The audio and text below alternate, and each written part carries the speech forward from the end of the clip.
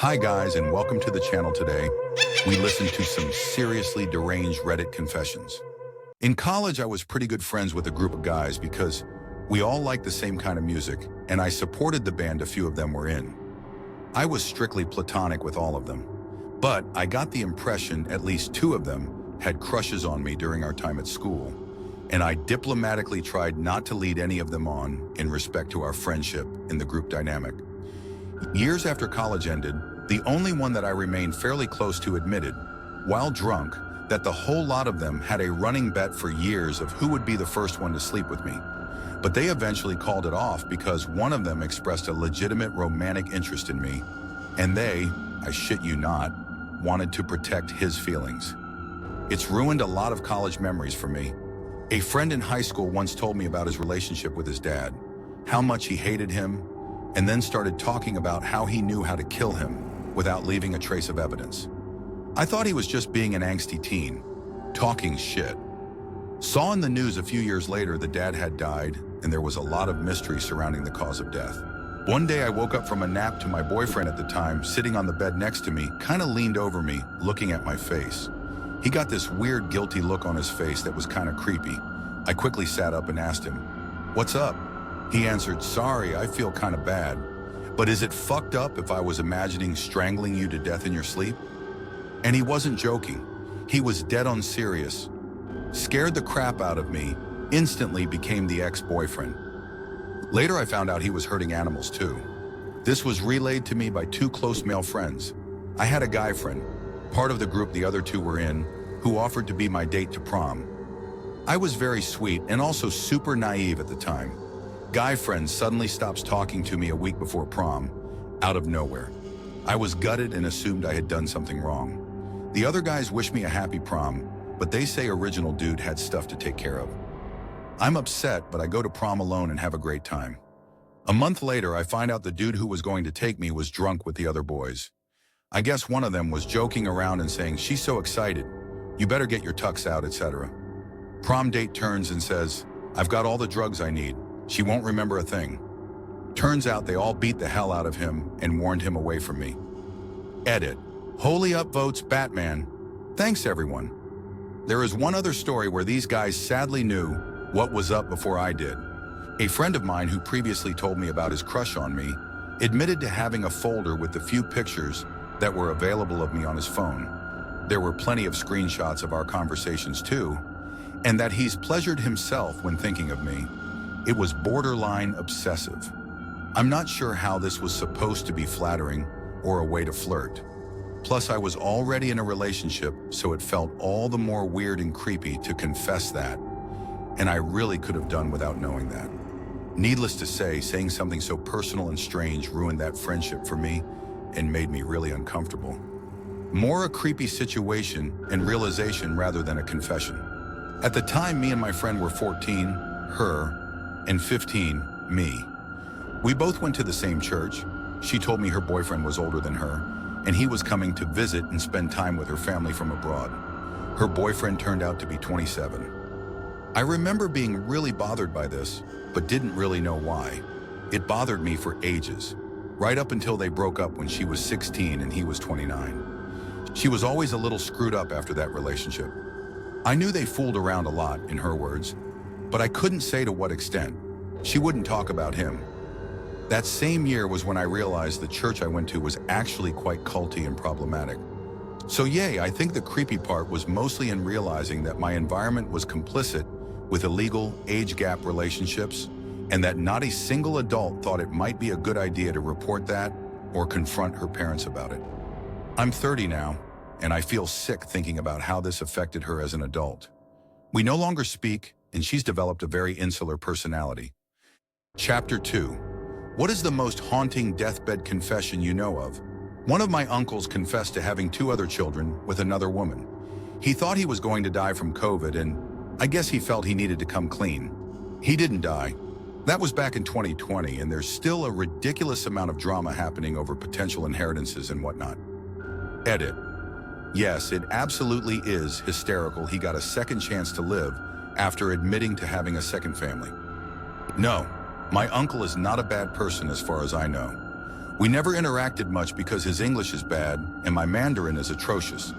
There was a couple where the wife got some mental illness, where she wouldn't go outside the house. This went on for years. Eventually, after counseling, she made a little progress and agreed to go to the drugstore one night. She went in while her husband stayed in the car. While she was in the drugstore, someone walked in, shot her in the back of the head, and walked out. She died immediately and the shooter was never caught. For years, everyone thought it was some insane paranormal thing, like she somehow knew that being out in public would lead to her death, etc. Many decades later, the husband admitted on his deathbed that he had hired someone to kill her because he could not take her mental illness anymore. My great-great-uncle admitted on his deathbed that he wasn't actually related to our family. He'd spent the last 40 years in the US using one of our distant relatives' citizenship papers since they looked close enough, and in the 1920s that was really all you needed. He didn't kill the real uncle or anything. The guy had just decided America wasn't for him and went home. This dude was like, "Hey, since you aren't wanting to go back, can I have your papers?"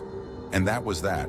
Not haunting at all, but my family doesn't have very many deathbed confessions, so it's still technically the most haunting. My grandfather, who had dementia, told my mother that she had a brother. She ignored it, because she is like that, until my cousin did a 23andMe, and we found out that my grandmother had a baby when she was 18 and gave it up for adoption. He was looking for his family. It was a shock to my mom and her sister because my grandmother was a super straight-laced Catholic woman, but they have met their brother a couple of times. My great-aunt was a spinster until late in life. She started a preschool in the 1930s in Beverly Hills, and upon retirement sold the property for a great amount of money. She met and married an older fellow, an elder in the Christian Science Church. He became terminally ill, but since he had no health insurance and didn't believe in Medicare, my great-aunt went out of pocket for his care, drained her assets. Fine, her choice. On his deathbed, he confessed to her that he had been sleeping with his church secretary for years. "Hey, Uncle Herman, fuck you." A family friend that I knew when I was a child confessed as he was dying that he had used an assumed identity of a dead friend for his entire adult life. He was a Jewish child in Germany, and there was a program in the UK to accept 10K Jewish refugee children from Europe. He was slightly over the age to qualify, but a younger friend of his was murdered by the Nazis, and he took the opportunity to steal the identity of this other boy. He escaped to the UK and eventually moved to North America, started a family, and lived out his life. He never told anyone, including his wife, who passed away long before he did, because he was afraid he would be deported back to Germany, even many decades later. As he was dying, he finally told his children. Chapter 3. My wife's cheating confession. About a month after our wedding, the wife and I headed for a night away in a city about an hour from us. Checked into the hotel, got changed, and headed to a bar. She was wearing a long dress with a very low-cut revealing top, no bra, showing off plenty of tit, and if you were at the right angle, a full-on view of them. We went into a bar, took a seat, and got a drink when a guy came over, hugged my wife, and asked her how married life was. She introduces him as a guy who works in the same company, but in the head office that was in the city. He's obviously staring at her tits as they talk, and she was quite uncomfortable. He leaves and she says we should try somewhere different.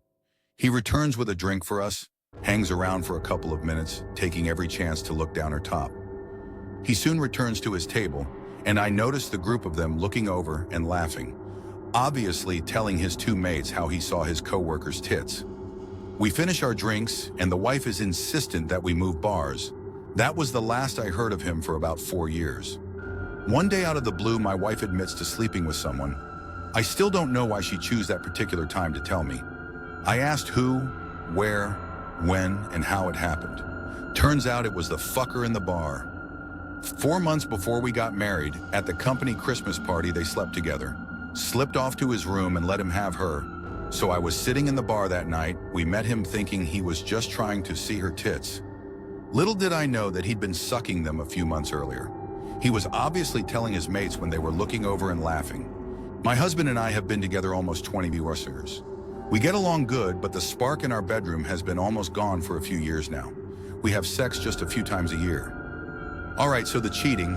I have a management position at my job. As part of my job, I work with sales reps who take me out to lunch on occasion.